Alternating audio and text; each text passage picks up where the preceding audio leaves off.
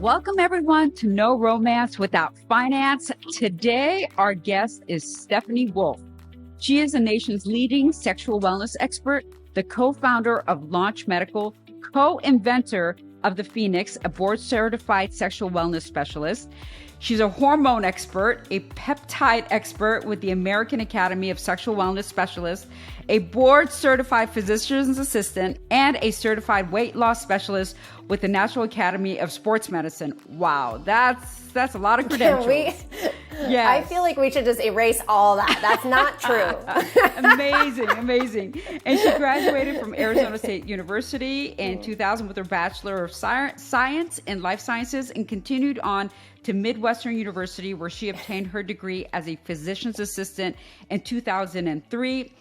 Stephanie has been practicing medicine for over 20 years. She has worked in everything from cosmetic surgery, dermatology, to women's health and family practice. Stephanie has helped countless patients reach their health goals, regularly treats and corrects sexual health issues and hormonal imbalances. And over the years, Stephanie's active lifestyle and commitment to her and her family's health have naturally flowed into her practice of medicine. She truly believes in healing her patients from inside and out. Stephanie, welcome to the podcast. Oh, thank you so much for having me. Gosh, that's a mouthful. I didn't even know. You're a truly accomplished woman. And you know what? I am going to give you all the praises because men give themselves praises. They don't care. They're like, yeah, keep reading about all my accomplishments. But we women are just a little bit more shy. And I'm just going to let you shine because you deserve it, woman. So thank you. I want to get into something that is affecting women all over the world. Things that we really don't talk about. And actually, I'm going through right now. And it's hormones. Okay. Yes. So, some of our listeners may be younger listeners, but listen, people, this is coming. If you're a woman, it's inevitable that your hormones are going to change and you're going to start menopause. And just to share my story, which is just so weird because this recently happened to me, where, I am 51 years old and every time I go to the gynecologist, they're like, oh my gosh, you have so many follicles, you got a ways to go until you get to menopause. So I'm thinking, oh, that's down the line. And my menstrual cycle is just like that, like to the day, clockwork. Okay. And about, I would say 3 months ago, I started noticing a little change in my menstrual cycle. Like I would have a small one in between where I really wasn't supposed to. And then when I did have my cycle, it was just weird. It was like, again, I don't want to get too graphic, but stuff happening that hadn't happened before. And all of a sudden I'm getting like this severe cramping. And then I feel like, oh my gosh, the world is coming to an end. I was so depressed, Stephanie. Like I was on the couch, like crawled up in a ball with a blanket covered over my head, being like, I don't want to live anymore, which is so unlike me because I'm usually like so upbeat and so happy, And I started to get hot flashes. And at first I didn't know what the hell these things were. Like I'm familiar with hot flashes because I had endometriosis and I had surgery for endometriosis twice. So after you have surgery, they put you in menopause for 6 months so you don't menstruate, right? So I knew what the hot flashes were like, but that was like 30 years ago. So all of a sudden I'm sitting here, in a client meeting and I'm like sweating. I'm like, oh my God. And I realized I'm like, this is hot flashes. So then I'm like, oh my goodness, I think I'm going through menopause and it is affecting my life. So before I talk about what I did about it, can you, since you're an expert in this field, can you tell us how hormones and hormonal imbalances affect women in our lives? Yes. Yeah. And it's so funny because I just saw a woman right before, we started this podcast. She was a new patient. She's 50 years old, same thing, all the same symptoms that you talked about. And, The one thing that I always try to explain to you guys is that both men and women go through menopause. That, I think, nobody understands that. Yes. Men go through it just as much as women do with the exact same symptoms. They're having hot flashes, night sweats, fatigue, brain fog. It's just the difference between the two of us is men start going through it around age 30, 35, and it's this very slow decline. So they start saying, well, I didn't get a good night's sleep. I didn't exercise. I drank too much alcohol. I'm stressed at work. They start making excuses for why it is the way they feel that they feel. Wow. Whereas women, we know that once we stop menstruating or we start having irregular menstruations, we already know that that's part of menopause. That's coming for us. So I always explain it this way, that men have a slow, gradual decline. We go to bed and we wake up the next morning and bam, we're in menopause.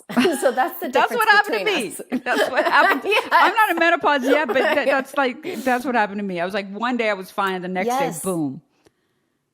Yes. And, something that I always tell women and men is that we are very different, believe it or not. Women are a little bit more intricate than men. Men are kind of basic, sorry. But for us, the way I like to think about it is it's a teeter-totter. So you have estrogen on one side, progesterone on the other, and you have testosterone in the middle.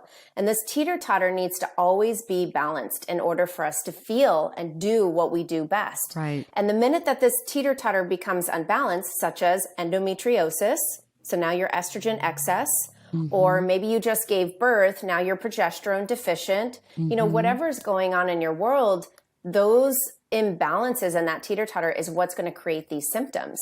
And so, it may be, like you said, it's this hot flash where you actually feel like there's an oven inside of you that's like baking your organs. Right. Yes. That's going to be estrogen.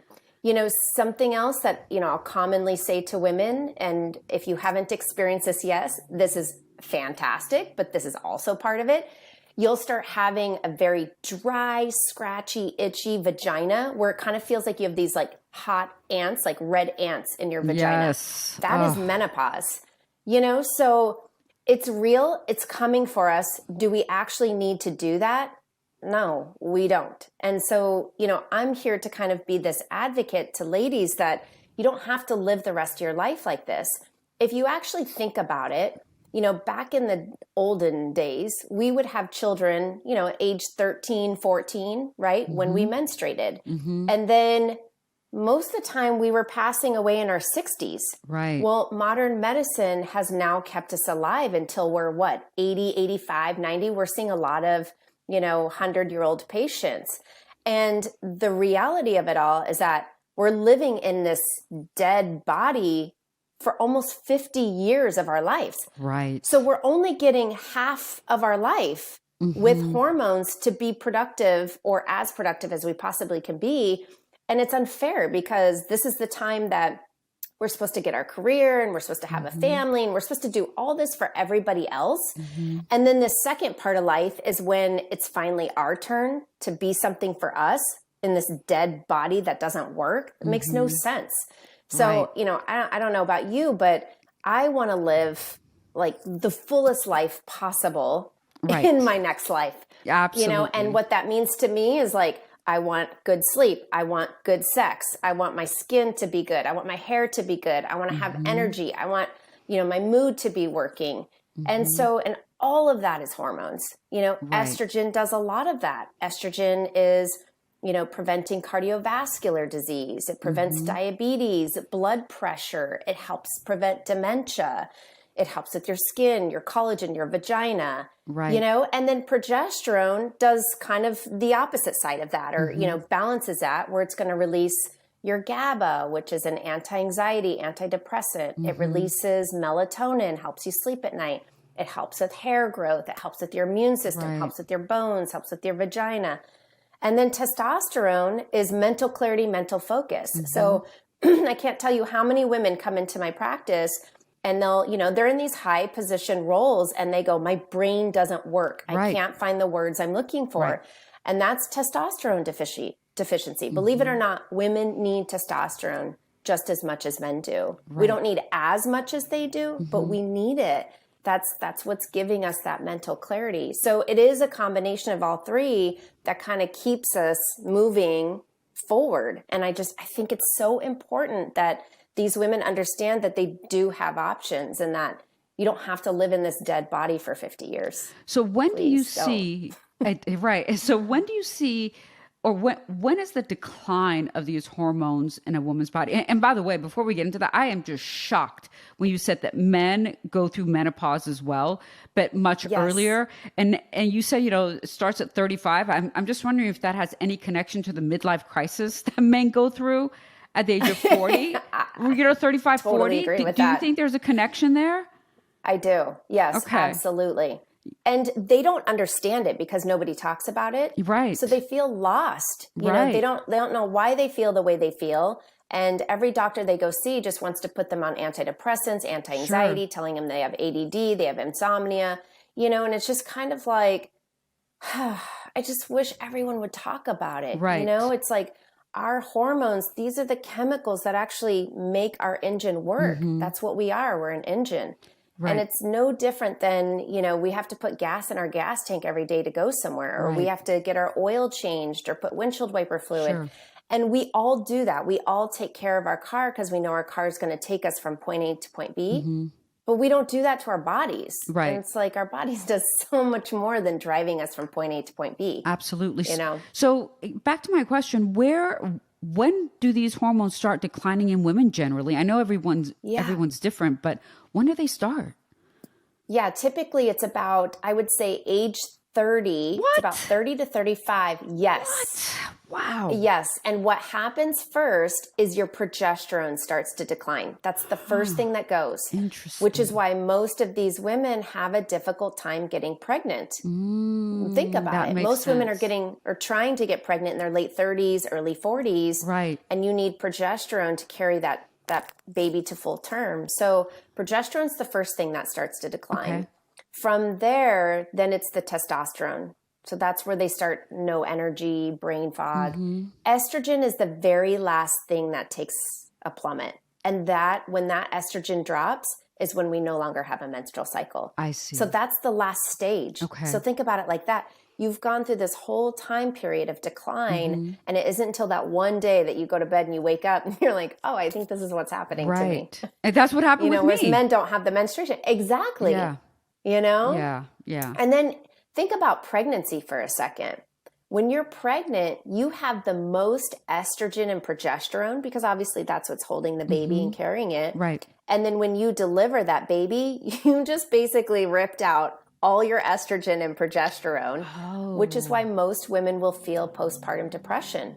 You just completely got rid of all your hormones, all these feel-good hormones while you were carrying the baby. And it takes a while for your body to adjust and adapt and go back to the way it was.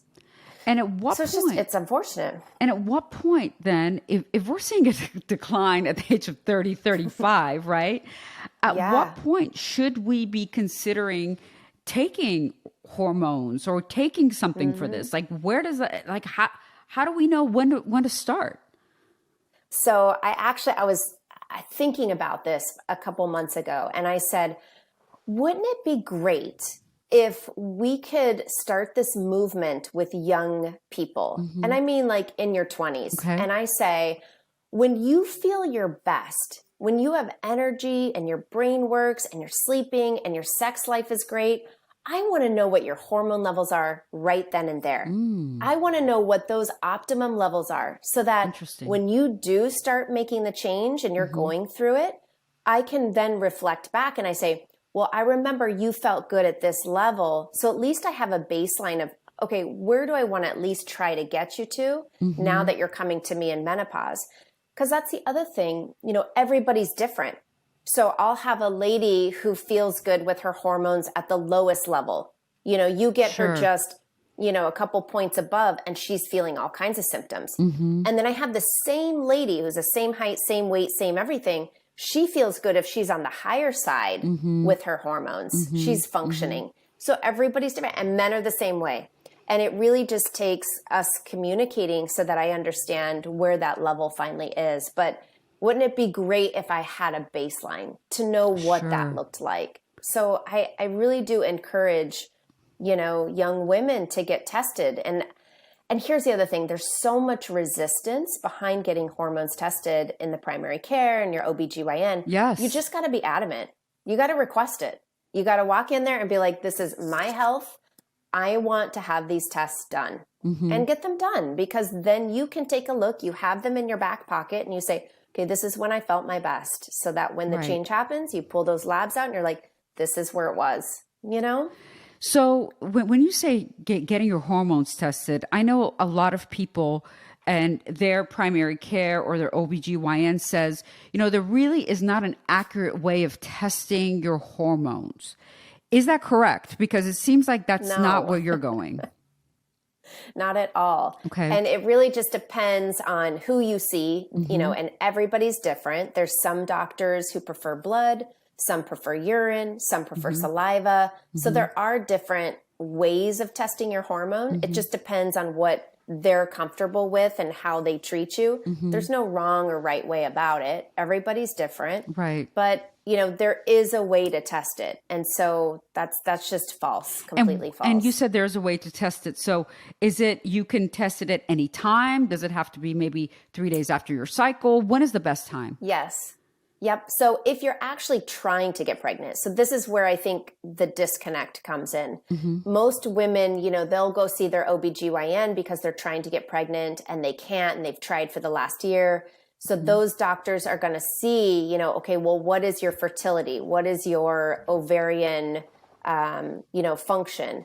That is a specific day. That's going to be day 3. Right. But if we're looking for, what are your cycles doing when they're at their kind of like highest, when they're all supposed to be communicating together, they typically say it's day 18 to 22 if you're a 28-day cycle. Okay. So I always try to tell patients, if you're not 28-day, you're 30-day, 31, 32, it's 7 days prior. So 7 days prior to your menstrual cycle is when you really want to get those labs checked on that day, because that is going to kind of show you the whole symphony behind your hormone panel. Interesting. Very interesting. Okay. And you say that that's accurate, right? I mean, the results that you're getting is accurate. Yeah, it is. Yeah. And it's really interesting to kind of see, when I see a patient first, I'll go through their whole health history. I ask them lots of questions, personal questions. And the questions I designed to give me answers to help me understand where it is that they're lacking. Right. And so as we're going through all these questions and answers, I've already kind of created this in my mind of, okay, she said this, she said that, this is what she's deficient in. And then, going into the blood work, you actually see it. Right. Like is black and white showing you exactly what she said. And so once you kind of make that correlation, you show that to her, she's just like, the world just opened up to her. And, to me, what's fun, I'm a numbers person. I've always been into math. Math was like my favorite in high school. And so to me, it's all math equation. And once I kind of see them in follow-up a couple months later, it's comparing comparing numbers to numbers, apples to apples. Sure. It's like you can finally kind of see, this is where you were when you came to see me. This is where you are 3 months from now, 6 months from now, 9 months. And then, based on your goals when I first saw you, as opposed to how you're feeling now, things change, So let's say a woman comes and sees me for the first time, her main goal was just brain fog, or fatigue. She just wants to be able to make it throughout the day. And then I see her 3 months from now and she's like, I got energy. This is great. Okay. Now I'd like to focus on, I don't know, my libido or my skin so it's like, it starts to change and mold, as things start to improve. It's like, you start kind of like digging in there. What else can I be doing? Right. What else can I, adjust and change? So it's fun. I truly enjoy what I do. It sounds like it. It sounds like, because you enjoy what you do, you provide really good information to these women that are coming to see you. And you were saying that as it changes, does your approach change? So let's say someone comes in and they have a hormonal imbalance. What do you do? Yeah, it's all about their goals. Okay. So that's the big thing is, this isn't about me and pleasing me. Sure. I'm not the one that's going to go home and do your regimen for you. Right. So I want to hear what it is that you're worried about today. Like, what is your number one issue? Okay, well, your number one issue is this. Well, let's fix that first. Then let's get you kind of focused. And where's number two? So to me, medicine is not a one size fits all. Sure. I've never believed in that. And everybody is unique and different because we're humans. We all tick just a little bit different. So kind of what I was saying is, you might need a little bit less than the person, that comes in after you. Sure. But it's all about communication. Me and you have to communicate. And I have to know what you're feeling and what you're going through and what you're experiencing, because then I can kind of tweak and change and adjust based on that. And do you prescribe hormone replacement therapy then for women that do have hormonal imbalances? I do. I do bioidentical only. So what's the difference? So the easiest way for me to explain it is, think about it like this. It's a key that you're going to put into the door to unlock the door. Mm-hmm. And somebody gave you the wrong key. It looks very similar to the key, but it's still the wrong key. Mm-hmm. And you can put it into the lock. You just can't really turn the lock. Mm-hmm. And then when you're trying to pull the key out, it kind of gets stuck a little bit, right? And you're like, oh no, I'm going to break the key. What am I going to do? Right. So synthetic hormones are 75% of what it is that they want of this molecule. Mm-hmm. 25% is usually a filler. Mm-hmm. What is that filler? I don't know. It just depends on what pharmacy you're at, what medication it is. Mm-hmm. And that's kind of how they make it cheap, branded versus generic. Sure. So if it's a generic, it's a little bit more filler. Maybe it's a different type of filler. So what I find is that if you're putting filler into it, you've just disrupted the molecule. It doesn't look like the same hormone molecule as your hormones. So it's a key that goes in, but doesn't actually turn. And then you're scared that it's going to break as you're coming out. Okay. So if you think about it like that, the liver looks at it and it has a really hard time processing it and kind of figuring out what to do with this thing. So that's when I'll see a lot of side effects from patients. Bloating, bleeding, acne, weight gain, all these kind of weird sensations that they have. And it's just because I'm not getting 100% of the actual molecule that I'm looking for. Whereas bioidentical is plant-based. So it's basically just yam, soy, sterols. There's no filler in it. So it actually mimics the actual key that's supposed to go into the lock. So if you're able to put the key in, you open the door, you go inside, you shut the door, everybody's happy, they do their job. That's exactly how that looks. So it's more predictable. I had a patient, it's really interesting, right before I left here, one of my PAs at the office, she's seeing a woman and she's on it's a pharmaceutical, like a CVS generic type of progesterone. She, she can't afford to do the bioidentical, although I hate even saying afford, because that's not even a thing. It's not that expensive. It's just some I want to get into that actually. Get into your story because I definitely want to get into the affordability of each. Yeah. So finish your story and then we'll get into that. Okay. So just to kind of and we can always cut this out too because it's very sticky. But so this patient, she has Medi-Cal, and Medi-Cal is a government funded health system. Right. So she gets all of her labs covered for free, which is amazing. I can order any labs I want to, and they're covered for free. Whereas, if you're on Blue Cross Blue Shield or Kaiser, it's not like that at all. You have a copay, or maybe you have a deductible. I have to watch what I do. Sure. Or, maybe you do a cash pay because of your deductible. Right. So that stinks, that the way the system works. Yep. I really don't like that. And so for her, money is tight. And so she has to pick and choose how she's going to spend her money. And she does pellets with us. So pellets are basically what I like to call grains of rice, even though it's actually smaller than a grain of rice. And we implant them, and that even sounds bad. I use a 3 millimeter incision, and it's in the subcutaneous tissue. And you put a little bandage over it. Where? So where are you implanting? Usually it's about your underwear line. Okay. And when you do that, what you're putting in for women usually is just estrogen and testosterone. For men, it's only testosterone. Again, plant-based, and it's compressed plant-based. So there's nothing else in it.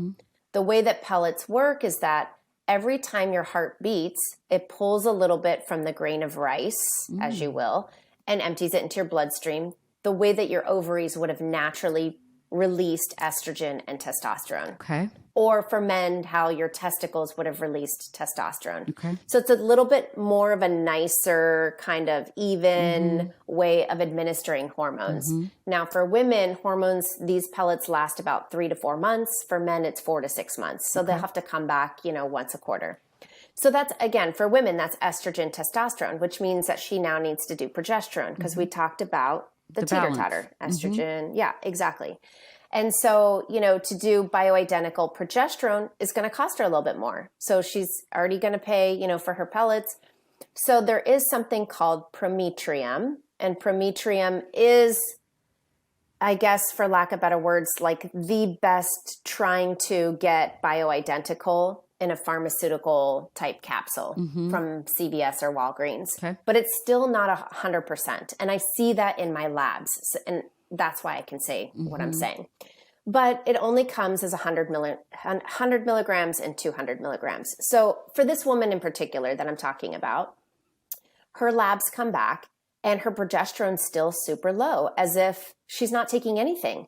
And she's actually taking higher dose than what my bioidentical ladies would be taking. Wow. Okay. And my bioidentical progesterone ladies, their numbers are exactly where I want them to be. So what I had to explain to the PA in my office is, I know this is prime example where you see this. So we're going to have to bump up her dose to this level to kind of get her to this level. And the PA goes, oh my gosh, that's such a high dose. And I go, but it isn't, because she's not getting 100% of it. Right. 75 max. So it's like, yeah. So you got to think like that, so she might actually get more side effects. And so you got to tell her that. Okay. Because we are bumping it up to kind of get her to this level. She might feel, drowsiness, or like she's drugged, or she might have a dry vagina. She might have irregular spotting or bleeding or, whatever comes with that. But again, it's like, yeah. You try, it's like you're trying to help these patients as much as you can, and you do the best that you can, but sometimes it's not 100%, So let's get back to the costs. So does insurance cover the services that you provide and the bioidentical hormones, or does it not? It doesn't. Now, yes, what's interesting is some insurance companies will cover my visit. Because it's just like an office visit. But I'm an out-of-network doctor. Sure. So whatever that looks like on your plan, you would have to submit to your insurance, and then they would send you a check back if they decide to or not, or whatever the case may be. They don't cover the pellets. They don't cover the bioidentical hormones. They want you to go on their patches, or, I had a lady yesterday asking about going on estradiol, like oral capsules, and that I don't do that either. So it's so tricky. It's hard because, women are trying. They really are. And they're trying to do the best that they know how with what the funds that they have. And I get it, and so I really do try to kind of help them maneuver the system. But at the end of the day, it's like our system's kind of broken. And I honestly, I don't know how to fix it. Yeah. I wish I did. I wish that we had a little bit more available to us via, the insurance, and we were able to choose. And I think that's what insurance hinders us from doing, is the ability to choose our health care. So that's really unfortunate. But for the women who can't afford coming to you, right? That they're stuck with the patch and maybe a progesterone pill that they're taking. How do they know that this is working or is not working? Is it just how they feel, or you were talking about some side effects? So can we get into that a little bit? Yeah. So again, at the end of the day, what I'll try to tell patients is, yes, I'm a math person, a number person. So I really want to see the numbers and how they change, but you're also a human, and I need to know how you feel. Right. So if your numbers come back and they're not exactly where I would like them to be, but you tell me I'm sleeping, I have great sex, have good mood, my weight is controlled, right? Then I'm cool. Got You it. know, I Sure. want you to be able to live the best life that you can. Right. So whatever that looks like, I'm just your coach. You know, I'm here to kind of give you some guidance, but at the end of the day, this is your body, your choice, your Right. decision, Right. you Right. know? And just so we know, what is the average cost of a pellet? Yeah. So women's pellets are different than men because number one, they're less, and men could take up to 10, 12, 15 pellets. Let's talk about women. And they last, yeah. Okay. So women, it's about $400 is what I want to say. Okay. It just depends on where you're going, but it could be anywhere from $400 to $500. And that's you said 3 months? Every 3 to 4 months. Every 3 to 4 months. Yeah. Okay. And that includes both your estrogen and your testosterone. So let's break down the math. So if we're saying $400 to $500, let's just say $400 for 4 months. That's $100 a month, and that's for estrogen and testosterone. So realistically, you're paying $50 a month for estrogen, $50 a month for testosterone. If you kind of break it down that way. Sure. Which, when you kind of think about all the other medications that people are on, I mean, this is why I started Novus. Is I was in family practice. You know, I've been doing family practice since 2003, so about 20 years. And what I noticed is that patients would come into the office and I would say, oh, okay, can I, you know, what medications are you on? They have no idea what they're taking. They don't know what dose they're on. They don't know why they're taking it. They'll hold on. They take out their wallet and they bring out this piece of paper that literally looks like a scroll, you know, and it has like 20 different pills on it. Right. And as I'm looking at all of them, I'm like, all right, you're on 4 different medications for diabetes and your A1C sucks. It's not controlled. You're on 4 different medications for your blood pressure and your blood pressure is not controlled. You're on 2 different medications for cholesterol and your cholesterol is not controlled. You're on a medication for your osteoporosis because you're on omeprazole for your GERD, but you're on omeprazole for your GERD because of your statin. Then you're depressed. So now you're on an antidepressant, anti-anxiety. Now you're not having sex. Now you're on Viagra. It's like, can we stop? Right. You Right. know? Absolutely. And that's, I couldn't, I was like grossed out by this system. Yeah. And I remember just taking a step back and I was like, I can't add another pill to you. I'm just making everything worse. Right. So I kind of want to start over. And that's what I did. You know, I took select patients and I just started removing medication from them. And I said, we're going to do this together. You're going to come in every single week. You're going to come in with your diet menu, your journal. I'm going to have you check your sugars twice a day. I'm going to have you check your blood pressure every day. And you're going to walk every day. And I'm going to see you every week just to monitor you. Right. And before you knew it, I would say like 6 weeks in, 8 weeks in, these patients were actually getting better. They were sleeping, their sugar was more controlled, their blood pressure is controlled, they were losing weight, they were happy, they were having sex. And you're like, what is this? Like, why are we, you know, this health that we have right now is not health. It's, you know, reactive. We're not being proactive. Right. And, you know, it kind of took that for me to decide, you know, I need to do a little bit more for my patients. And that's when I became hormone certified, peptide certified, and started bringing that into the practice. Well, I kind of tell this story that I went away for a week on vacation. And, you know, I was having these patients come in every week. So I said, you'll be fine. There's, you know, I had 4 other practitioners in the office. And I was like, somebody will see you. They'll go through, like, don't worry about it. I'm only gone for a week. Right. So I come back and all the physicians sat me down and they go, you cannot be doing what you're doing here. You just took off everyone's statins. You took their aspirin off. You took their metformin off. We don't do that. Wow. And then I had one practitioner say to me, we are not in the business of fixing patients. If you fix them, they don't come back. Yeah. Yeah, we're in the drug peddling business. That's where we're into. We're drug dealers. Yes. Oh my that's gosh. Right. I went home and I cried. Gosh. And at that time, I was still married to my husband. And I was like, I guess I'm just in the wrong field. All my life I've ever wanted is to help people. Right. I've always wanted to be in the medical field, helping people. And if this is what it is, I'm not helping people. I'm actually hurting them. Then I guess this isn't the field I'm supposed to be in. Right. And at the time, you know, he was in advertising and marketing and he was like, you know what, Stephanie, why don't you open up your own clinic? I'll help you. Like, these patients will come and you can do it the way that you want to do it. Amazing. And I remember I was like, nobody's going to come see me. Who want to come see me? Who's going to see me?